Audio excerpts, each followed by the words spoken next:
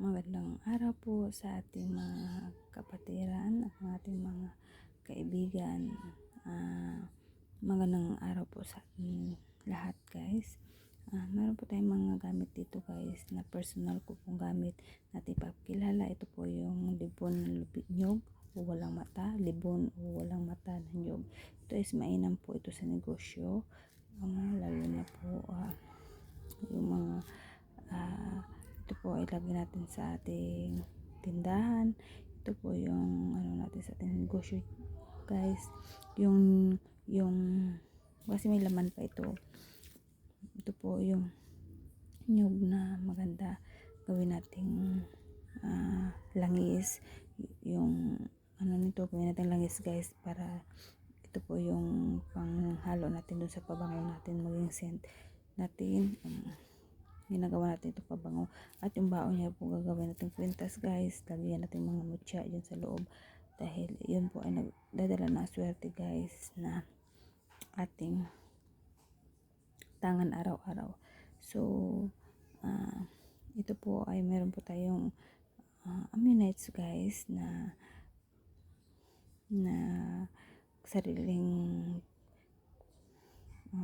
kwintas o personal natin gamit.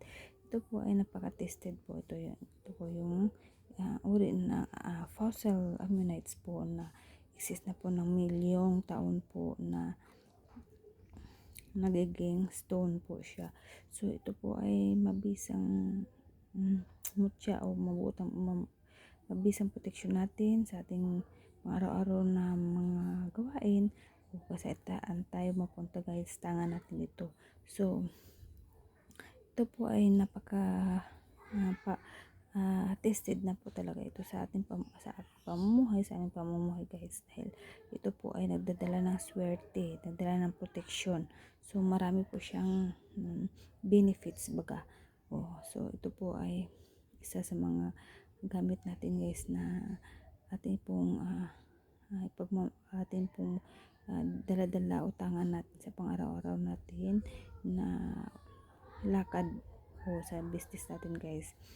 Ito po yung ating shell o kabibing kristal. Ito naging kristal na po, dahil po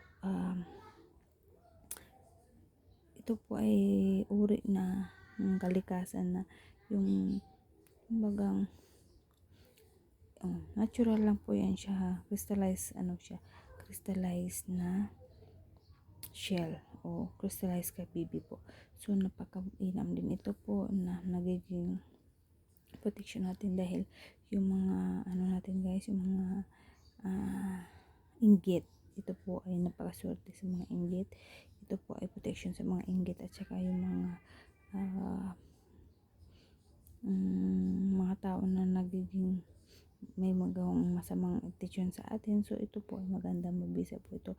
Ilalagay natin sa ating wallet, or ilalagay natin sa ating bag, or lagyan natin siya ng kwintas baga. Ito protection din ito, guys.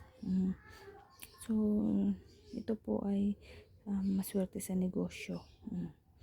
Ayan, kontra inggit po, ayan. So napakabihira lang din po ito, guys, na ating mga gamit, guys. So ito po ay at tamilok, guys. Ayan, naging fossil na po siya, naging fossil o naging fossilized na po yun. Ayan, tamilok. Ito po yung ating suso o kuhol. Ayan, guys. Ito po ay exist din a million years, at saka mahirap po natin itong mahanap. Bihira lang po ito. Maswerte po ito sa ating pamumuhay. Ayan, guys.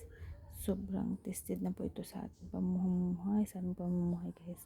Dahil ito nagdadala ng swerte, guys. Lalo na sa atin, kung saan tayo mapunta ng mga lugar, yung mahilig tayo magpasyal. So dapat mayroon tayong mga tangan ng mga ganitong mutya, guys, o protection. Dahil hindi natin alam o hindi natin kilala yung mga nakasalamuhan natin, guys, sa pang-araw-araw. Dahil ito po nagbibigay ng protection sa atin sa mga masasamang elemento, sa masasamang mga tao na mayroong mga balak na masama.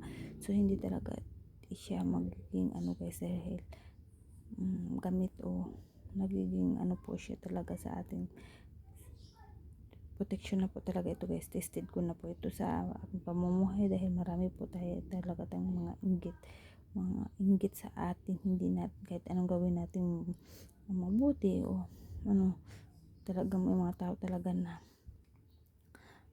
may mga masamang ano sa balak sa atin. So ito ay mga bisang gamit natin guys sa ating pang-araw-araw na protection. So hindi yan siya ang mga gamit na hindi halata na meron tayong dala yan guys. Gawin na siyang kwentas, lagay natin sa ating mga pitaka or sa ating bag guys. So sobrang protection, marami talagang increase of life, increase of family relationship. Ito po ay nagdadala ng mga swerte guys. So ito po ay maganda pong kumbaga sa ano, ito po isang kayamanan natin na ano, dahil sinasabi ko kayamanan dahil ito ay nagbibigay ng protection talaga sa atin guys. Kahit anong yaman natin, kung mayroong mga tao masamang balak sa atin, hindi natin maproteksyonan. So sila yung ginagamit o instrumento ng ating kalikasan o ginagamit ng Diyos para sa maging protection din natin. Isa sa mga isa sa mga